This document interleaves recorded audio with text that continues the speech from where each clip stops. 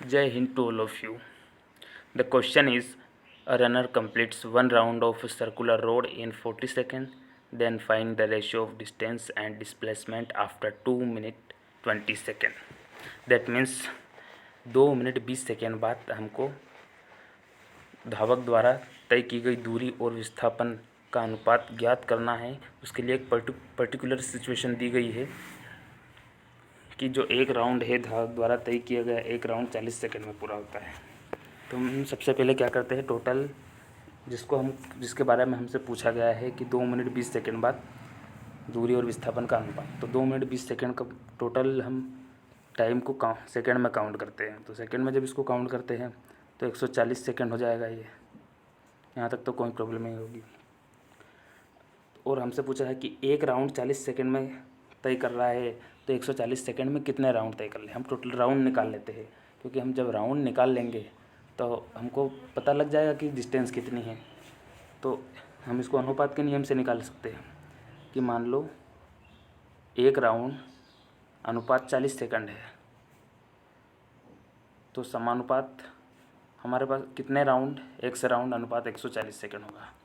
तो जब हम इस मेथड्स का उपयोग करते हैं तो 1/40 इज़ इक्वल टू x/140 हो जाएगा।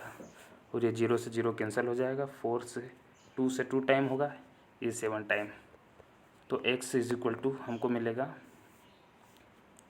x is equal to 7/2 round, यानी कि 3.5 राउंड जो है वो तय करेगा। और अब जब 3.5 राउंड तय कर रहा है टोटल 140 सेकंड में, तो हमको अब दूरी निकालनी है। तो अगर वृत्त की परिधि की हम अगर बात करें तो वृत्त की परिधि उसके एक चक्कर के बराबर ही होती है। जितना रेडियस का वह सर्कुलर रोड है, तो उसकी जो दूरी होगी, उस रोड की लंबाई होगी, या फिर उसके द्वारा चली गई एक राउंड में जो दूरी होगी वो उसकी परिधि के बराबर होगी। यानी कि 1 राउंड उसकी परिधि के बराबर होगा। और वृत्त की परिधि होती है 2πr। तो हम ये एक राउंड में हो गया।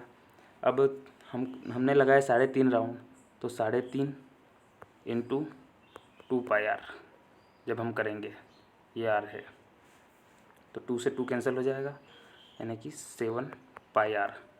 7πr जो है वो दूरी हो जाएगी, डिस्टेंस हो जाएगी। तो हमको ज्ञात करना है डिस्प्लेसमेंट।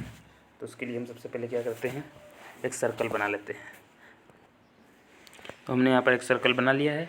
अब इस सर्कल के हिसाब से हम समझते हैं डिस्प्लेसमेंट का। डिस्प्लेसमेंट एक वेक्टर क्वांटिटी है, और वेक्टर क्वांटिटी है मतलब डिस्प्लेसमेंट अगर यहाँ से मान लेते हैं इस पॉइंट से चलना स्टार्ट करता है, वो रनर यहाँ से स्टार्ट करता है तो इधर दौड़ता है, इधर दौड़ता हुआ वापस आ जाता है।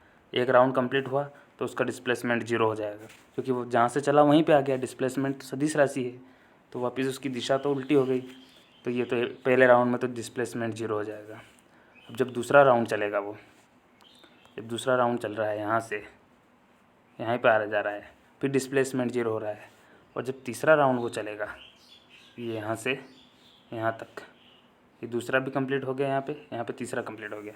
तीनों राउंड उसने कंप्लीट कर दिए, लेकिन अभी तक उसका जो डिस्प्लेसमेंट है वो 0 ही है।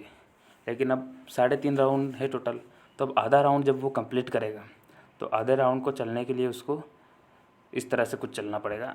वो आधा राउंड यहाँ से फिर स्टार्ट होगा धीरे धीरे धीरे धीरे, और यहाँ पर आ जाएगा, ठीक है। और वृत्त की जो रेडियस है वो तो r है, तो ये यहाँ से यहाँ तक डायरेक्ट ये इतनी दूरी तय की। और इतनी दूरी कितनी है, जबकि ये इसका सेंटर है, तो ये r है इधर भी और इधर भी r है, तो 2r जो है ये इसका डिस्प्लेसमेंट है।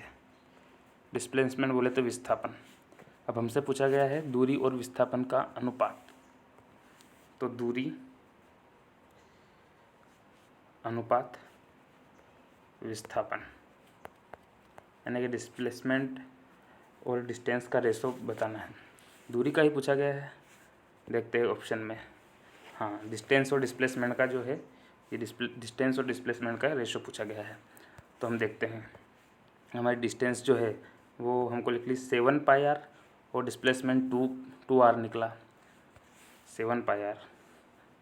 ये 7πr रेशो 2r, तो 7πr/2r ये कैंसिल हो गए दोनों।